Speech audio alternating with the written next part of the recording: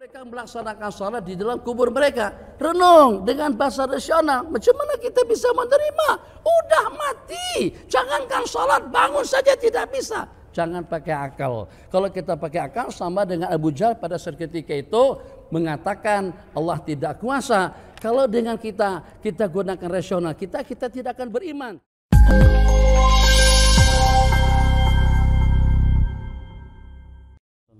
Sayyidina Muhammad wa ala alihi wa sahbihi ajma'in. Rabbana iftah bainana wa baina qaumina bil haqqi wa anta khairul fatihin. Selama hampir tidak kurang daripada 13 tahun tidak ada satu daripada ayat yang diturunkan kepada Sayyidina Rasulullah sallallahu alaihi wasallam yang menyentuh tentang halal dan haram.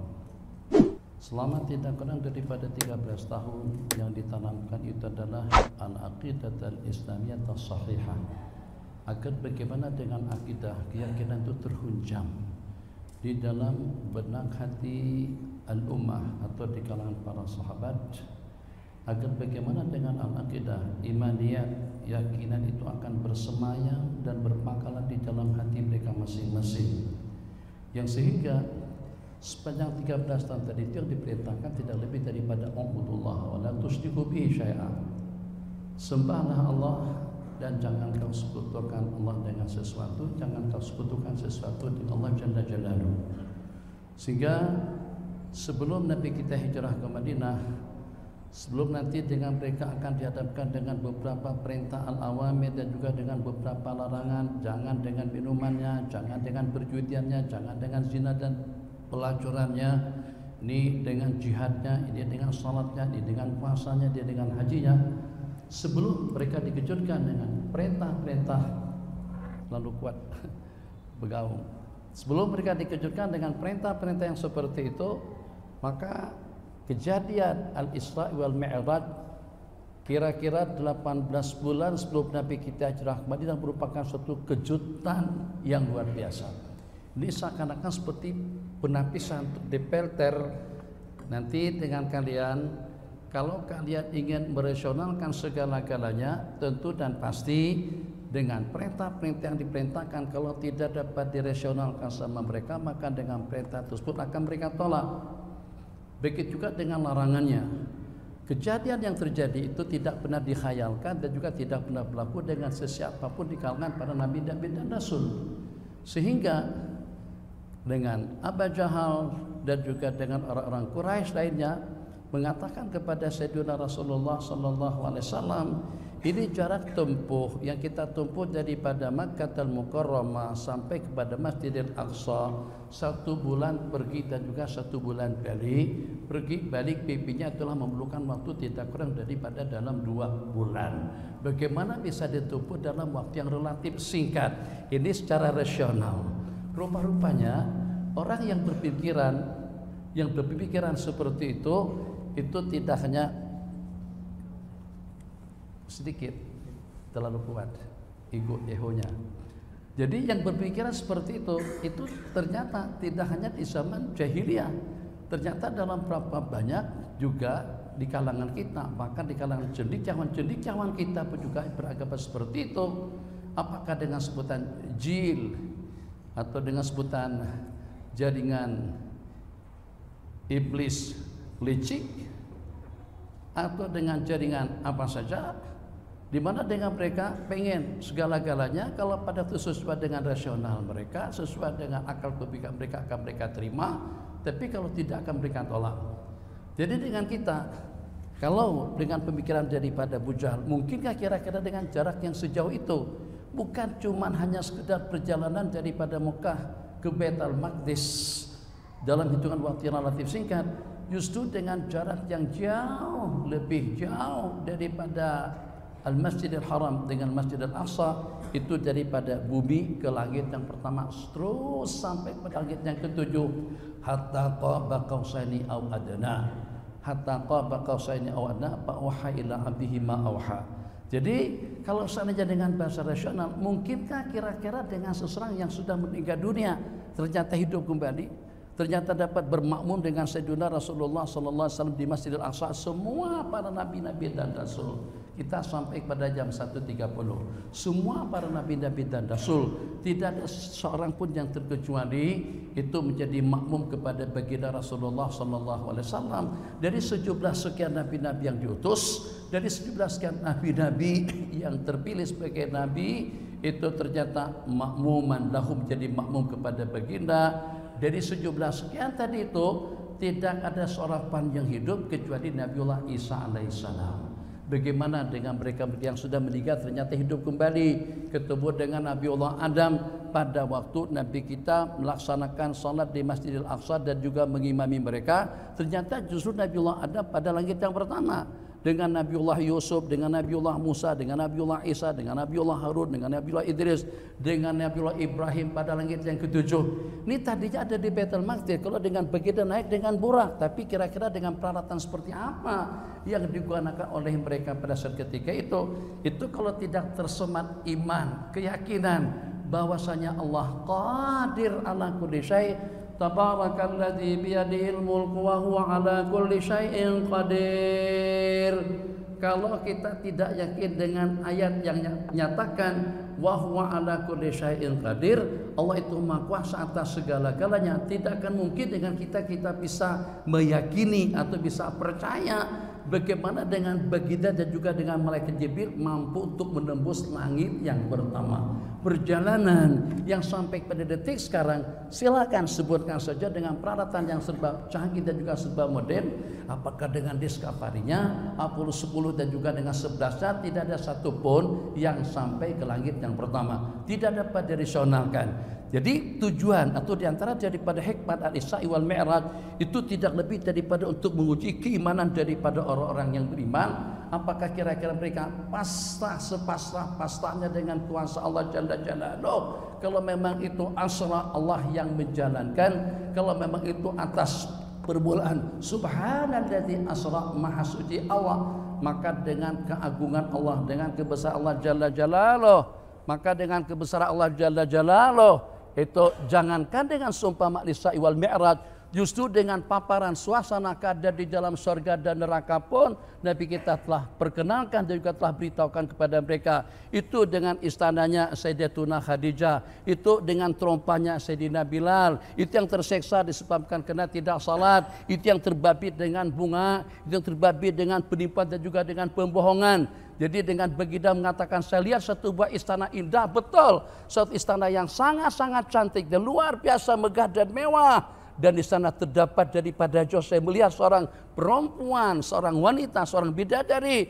Jadi pada waktu itu saya bertanya kepada malaikat Jibril, liman dzalikal qasru, itu punyanya siapa itu istana? Itu adalah punyanya seorang pemuda daripada Quraisy. Nabi kita bersabda, saya pikir pemuda daripada Quraisy itu adalah aku sendiri. Rupa-rupanya tidak, itu adalah punyanya Sayyidina Umar Ibnul Khattab radhiyallahu taala anhu. Nabi kita bersabda, kalau saya tidak mengenang tentang kecemburuanmu ya Umar, saya akan masuk melihat, menonton, memperhatikan dan menyaksikan keindahan istana yang ada di dalam surga. Supaya tahu tentang keindahan surga itu seperti apa, itu dengan gantungan daripada cambuk kita atau dengan seput tangan yang kita gunakan. Nabi kita bersabda, lamandilu Sa'din, seput tangannya Sayyidina Sa'd bin Abi Waqqas, Sayyidina Sa'd bin Mu'adz di dalam surga itu jauh lebih mahal daripada dunia dan isi-isinya. Lamaudiu sauti ahadikum, tempat kita menggantung cemati atau tempat kita menggantung cambuk di dalam surga lebih mahal, bukan daripada riau, daripada dunia dengan segala kemewahannya. Seperti apa kira-kira keindahan istana Sayyidatuna Khadijah, istana Sayyidina Umar Ibnul Khattab radhiyallahu taala anhu? Kira-kira bagaimana bisa percaya dengan perkara-perkara seperti itu kalau pada saat ketika dengan perjalanan daripada Al-Masjidil Haram ila Al-Masjidil Aqsa yang ditempuh dalam jarak waktu tidak lebih daripada dalam hitungan detik, bukan menit, detik saja, mungkin hanya dalam beberapa second. Kenapa? Sebab diriwayatkan Nabi kita pada malam hari itu tidur di tempat Sayyidatuna Ummu Hani radhiyallahu ta'ala anha. Masa Nabi kita kembali ke tempat Sayyidatuna Ummu Hani, tempat pembaringan Nabi kita itu masih hangat, tempat pembaringan baginda itu masih panas. Maknanya memang betul-betul dalam waktu yang sangat relatif singkat. Teruji, kira-kira bagaimana dengan kalian semuanya?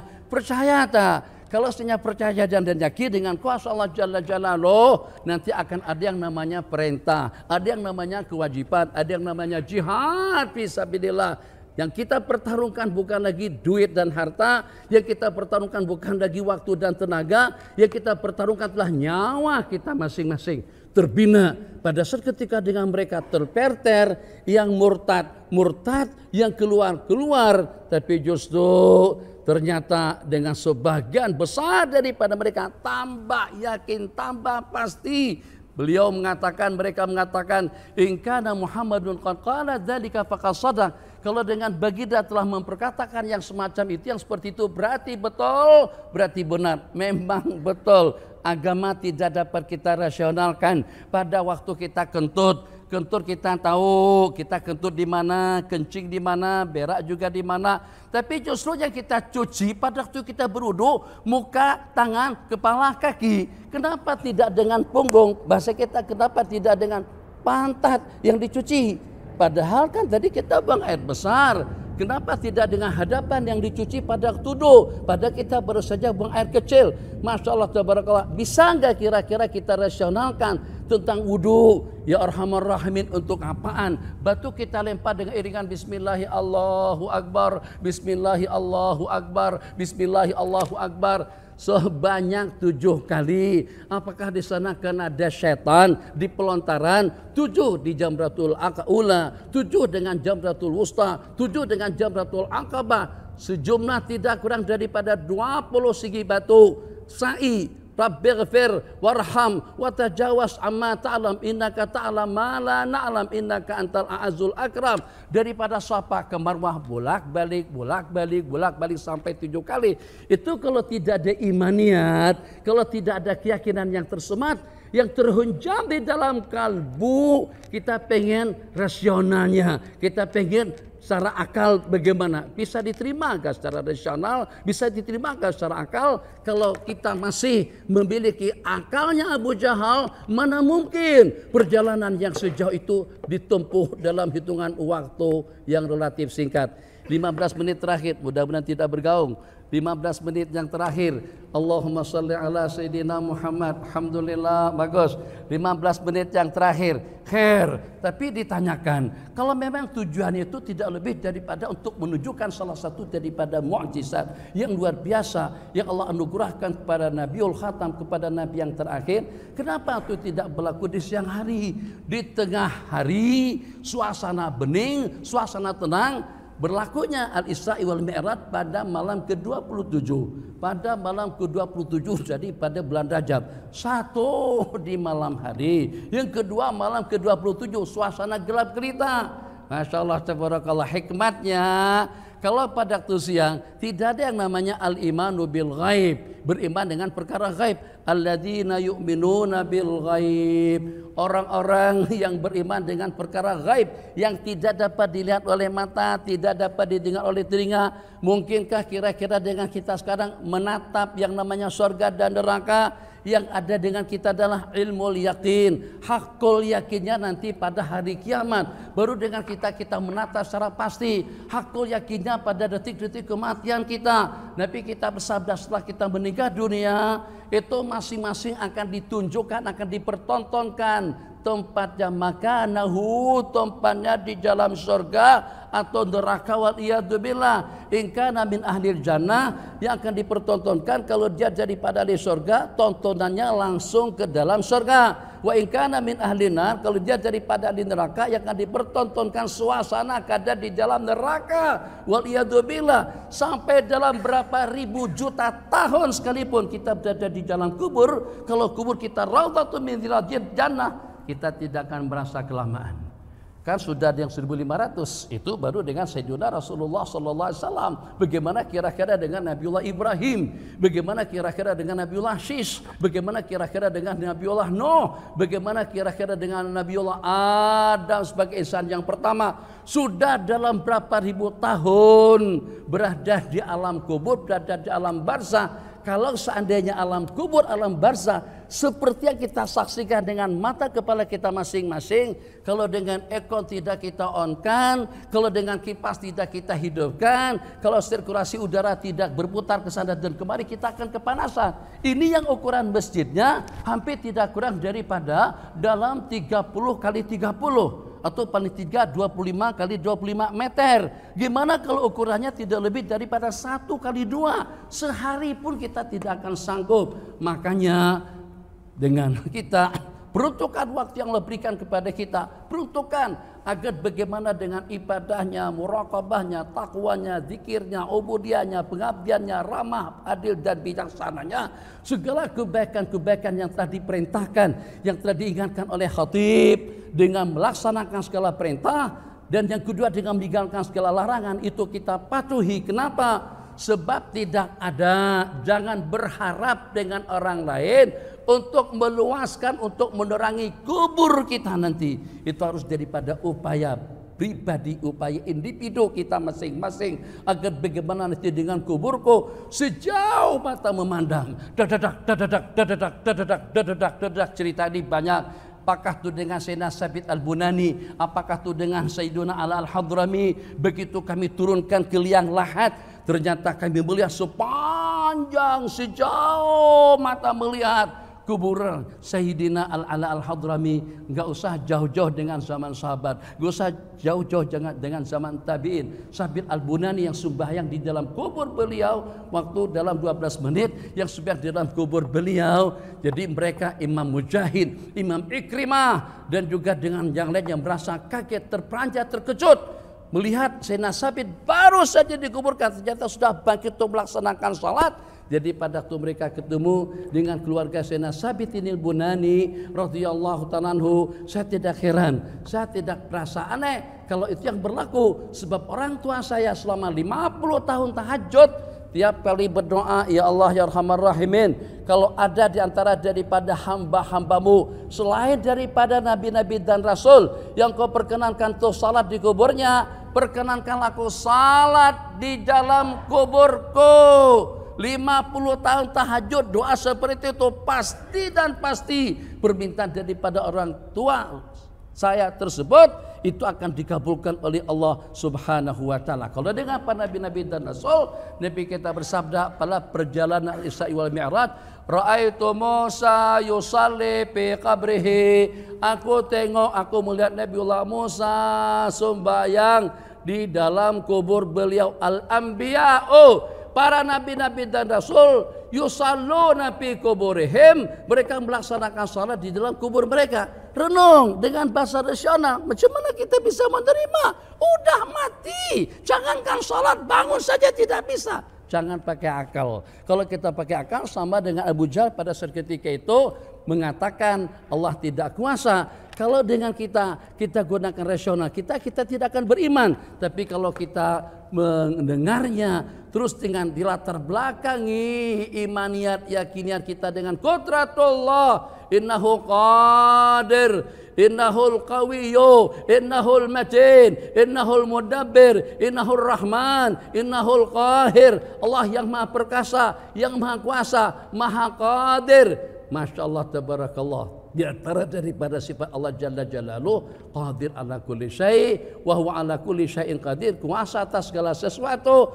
Apa susahnya dengan Allah? Tuh lihat dengan jutaan planet yang berada di angkasa lepas. Apakah perlukan tiang? Apakah perlukan waktu untuk Allah menciptakannya? Tidak perlu. Jadi kalau kita beriman dengan qudratullahi Jalla Jalaluh, insya Allah hati kita akan menerima dengan realiti yang berlaku. Kembali, Masya Allah, tabarakallah, dengan kejadian yang berlaku.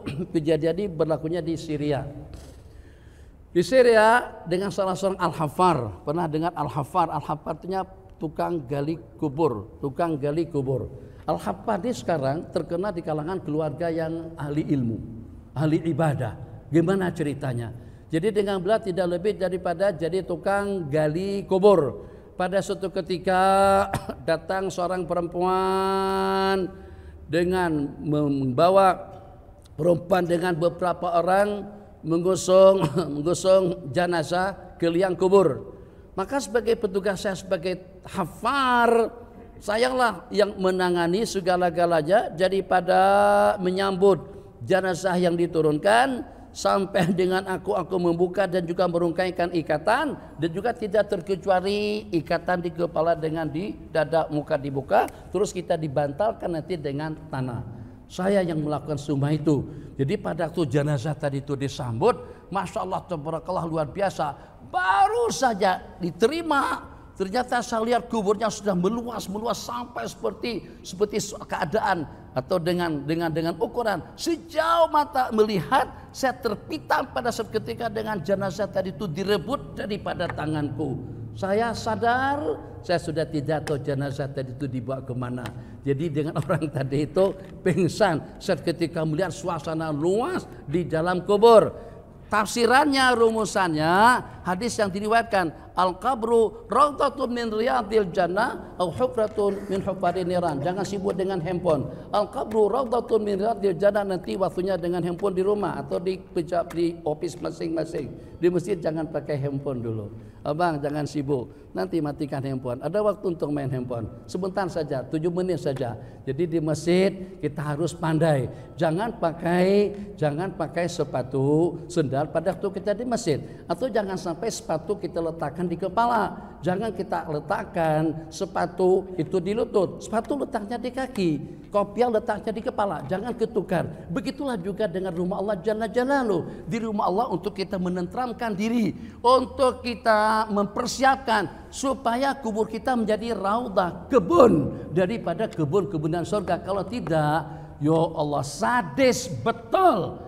Kalau sesempit yang kita lihat, kipasnya enggak ada, AC-nya enggak ada, lampunya enggak ada, sirkulasi udaranya pun juga tidak ada. Kira-kira kenikmatan yang seperti apa yang dapat kita rasakan di dalam kubur? Kalau kita tidak mendapatkan belayan kasih sayang daripada Allah, maka jangan sampai dunia menyibukkan kita pada waktu kita di masjid. Jangan sampai kita berkomunikasi dengan makhluk. Minta agar kuburan kita tidak ada seorang pun yang terkecuali daripada kematian. Kalau tidak yakin dengan kematian, jangan tidur. Dan kalau tidak yakin dengan kebangkitan, jangan bangun. Semampu apa kita tidur? Lama-lamanya tidur Ashabul Kahfi 309 tahun.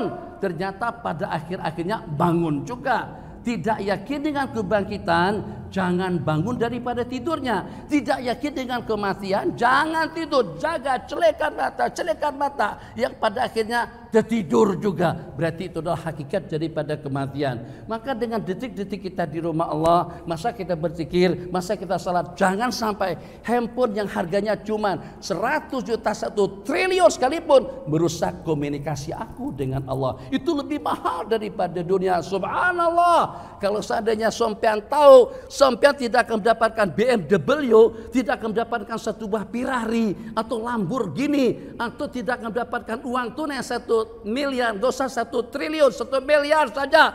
Yang bawa handphone tidak boleh dapat uang 1 triliun. Semuanya buang handphone pada ketika itu, masuk ke masjid tanpa handphone. Oh, kenapa handphonenya dibuang? Jam dibuangnya kenapa? Majalah dibuang kenapa? Koran dibuang kenapa? Itu dengan playboynya kenapa? Jawabannya 1 triliun bang, 1 triliun.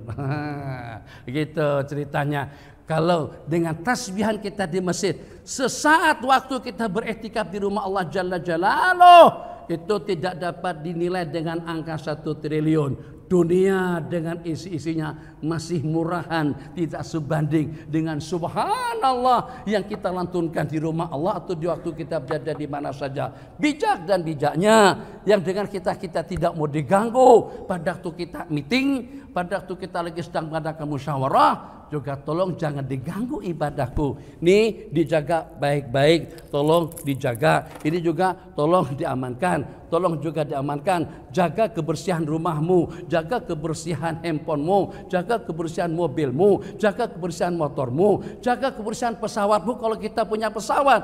Jangan sampai kita cuma bisa tampil kemas rapi, cantik, indah dan bagus. Semuanya kemas dan bagus, Masya Allah, tabarakallah. tapi ternyata kita tidak mampu untuk merawat salat yang kita laksanakan. Terawat bagaimana? Ngek ngek ngek ngek, brut brut brut brut brut brut. Tahu kita, apalagi kalau di sini brut brut brut, kelihatan Haji Maskur sedang menghandphone kita, Haji Mastur sedang menggrup dengan grup atau WA kita.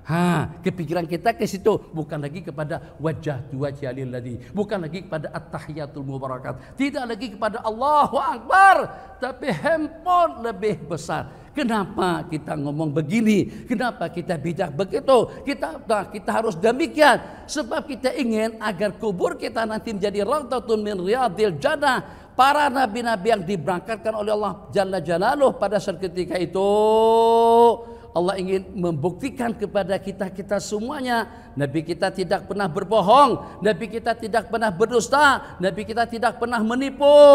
Nabi kita bersabda, inilah atqakum wa akhsyakum wa a'lamukum billah. Aku orang yang paling takwa, yang paling khasyah, yang paling takut dan yang paling mengenal dengan Allah. Begitu Nabi kita bersabda. Nabi kita ceritakan, saya ketemu dengan Nabiullah Adam, bukan mimpi. Kalau mimpi biasa, Abu Jahal juga bisa bermimpi seperti itu, Abu Lahab juga bisa bermimpi seperti itu. Kita mimpi sampai ke Sidratul Muntaha. Jadi pada waktu 3 orang, waktu 3 menit cerita, boleh sedikit saja, ceritanya nggak panjang.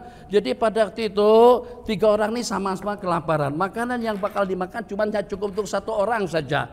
Jadi kata mereka bertiga, begini saja dengan kita, Allahumma sholli alaihi wasallam, siapa yang mimpinya paling bagus, itu yang bakalan akan memakan makanan itu. Makanan cuma yang cukup untuk 1 orang saja. Ketiga-tiganya tidur.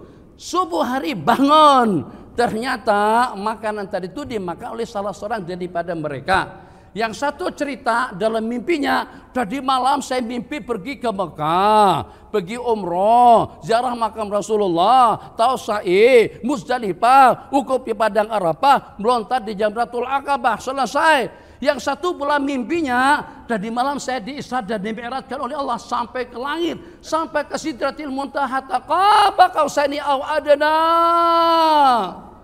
Jadi pada waktu masing-masing menceritakan tentang mimpi yang terindah kepada yang ketiga nggak ada mimpi, tapi justru yang ketiga yang memakan nasi yang terperuntukkan untuk mereka. Jadi kata si yang 2, kok tega banget, udahnya nggak mimpian, nggak tidur, terus dimakan pula. Jadi kata dia, gimana saya bisa ngajak kalian makan sekali? Satu ada di Mekah, yang satu berada di Sidratul Muntaha. Begitu ceritanya. Yakin tak dengan kuasa Allah Jalla Jalaluh? Kalau tidak yakin dengan kematian, dengan apa yang Nabi kita janjikan, kita cek kembali Sayyidina Rasulullah Sallallahu Alaihi Wasallam, apakah memang betul dan benar apa yang Nabi kita katakan? Ternyata baginda sebelum terpilih sebagai Nabi dan Rasul mendapatkan julukan Al-Amin, manusia yang paling amanah. Kenapa di waktu malam? Sebab kalau saya pada malam hari yang ke-27 menurut riwayat, dalam suasana gelap gelita, mampu untuk menceritakan kepada kalian tentang Baitul Maqdis, dan kalian tahu saya tidak pernah sampai ke sana, itu berarti benar. Saya pernah Baitul Maqdis. Coba tolong sebutkan bagaimana bentuk Baitul Maqdis. Pintunya, jendelanya, ruangannya, samping-nyampingnya, muka belakangnya, tanamannya, linuriyahu min ayatina. Jadi kata mereka, wa ammas sifatu faqad sadaq. Kalau dengan kriterianya memang betul, tapi kenapa tidak beriman? Tidak ada yakin. Karena tidak ada yang namanya alladzina yu'minuna bil ghaib. Padahal Nabi kita tidak pernah sampai ke situ. Yang pertama, yang kedua, Nabi kita berangkatnya di waktu malam, nggak ada toslet, nggak ada sentan, nggak ada spotlight. Nabi kita tengok masjid, oh iya ya, tolong catit ya Jibril, pintu-pintunya ada 13. Nggak ada yang seperti itu. Tapi bagaimana Nabi kita bisa menyebutkan pertanyaan daripada mereka terjawab dengan baik? Itu diantara daripada hikmatnya kenapa di malam hari, supaya orang yang beriman dengan ghaibiyat akan semakin mantap, akan semakin tebal, akan semakin yakin dengan keimanannya, supaya juga dengan orang yang goncang dengan keyakinan, yang pengen merasionalkan sesuatu, akan goncang keimanannya, yang pada akhirnya dia murtad kembali kepada agama nenek moyang. Kenapa? Sebab kalau tidak terpertel seperti itu, nanti akan ada perintah jihad, salat, puasa, tinggalkan arak, tinggalkan pelacuran. Semuanya itu sudah mendarah daging. Perkara-perkara mungkar itu sudah mendarah daging dalam kehidupan mereka. Saya simpulkan dalam 2 menit. Maka mudah-mudahan dengan peristiwa Isra wal Mi'raj, khususnya duhur seperti ini, asar, maghrib, isya, semuanya lah, tidak ada yang terkecuali. Secara khusus isya dengan subuh jangan ditinggalkan, jangan tidak berjamaah. Khususnya kita yang super capek, super ngantuk, super lemah, letih, lenguh, jenuh, uyuh kata orang Banjar, kuyuhan banar ulun, capek banget, udah nggak bisa. Maka kita mau tahajud kita tidak terkejut. Oke, jangan tinggalkan salat isya berjamaah. Nabi kita bersabda, orang yang melaksanakan salat isya berjamaah sama seperti orang yang melaksanakan salat tahajud setengah malam. Subuh berjamaah sama dengan yang melaksanakan salat sepanjang malam. Masya Allah, tabarakallah. Jangan tinggalkan, jangan salat sendirian di rumah. Bagaimanapun keadaannya, kalau pada tuh suami udah salat di masjid terus pulang, minta suami salat sunatnya di rumah supaya kita bisa ikut berjamaah dengan suami di rumah. Kenapa? Bukan cuma sekedar untuk mendapatkan pahala 27 kali lipat. Pada waktu kita melaksanakan salat berjamaah secara khusus, yang Nabi kita tinggalkan dunia dengan isi-isinya hanya untuk menerima kewajiban salat 5 waktu. Kita juga harus tinggalkan segala-galanya, handphone, kantor, duit, harta, politik, siapa saja, ekonomi dan juga dengan partinya kita tinggalkan dalam rangka untuk memenuhi seruan Allah Subhanahu wa taala. Secepat kita memperkenankan seruan Allah, secepat itu juga Allah mengabulkan hajat dan permintaan kita. Kenapa? Allah tengok imam khusyuk, bagus. Allah terima salat imam juga dengan salat makmum kesemuanya. Allah lihat imam kurang khusyuk, makmum ada yang khusyuk. Maka sebab makmum yang khusyuk, yang tadabbur, yang tadallul, yang inkisar, yang menangis hatinya di hadapan Allah, Allah terima salatnya dan juga dengan semua jamaah yang bersamanya. Ternyata imam tidak khusyuk, makmumnya juga tidak khusyuk, masing-masing memikirkan ini bakalan kayaknya mau hujan dalam hati. Hari ini mendung, ya Allah, ini kita sudah berada di penghujung bulan, ya Allah, bulanan kolkas, bulanannya dengan handphone, bulanannya dengan rumah, bulanannya dengan mobil, kepikiran. Sampai imam salam, sampai kita nggak tahu nih rakaat yang keberapa. Kalau kita nggak dipimpin sama imam, kita nggak tahu kita ini salat atau tidak. Imam ruku kita ikut ruku, imam tidak ikut tidak. Pada waktu kita ditanya, imam tadi baca surah apa? Baca surah apa? Saya tidak perasan. Jadi sampai nggak tahu surah apa yang dibaca sama imam. Jadi ulama mengatakan kalau imamnya tidak khusyuk, makmumnya tidak khusyuk, akan Allah terima salat kita karena salat kita laksanakan secara berjamaah. Waktu sudah habis. Wassalamualaikum.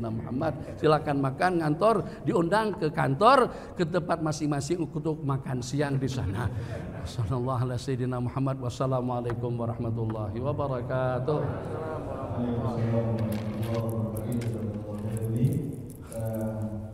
Bapak-bapak ibu sekalian, insyaallah pada asal nanti kita lanjutkan dakwah di Masjid Raya An-Nur, pembacaan sambungan dari kitab 40 hadis, kemudian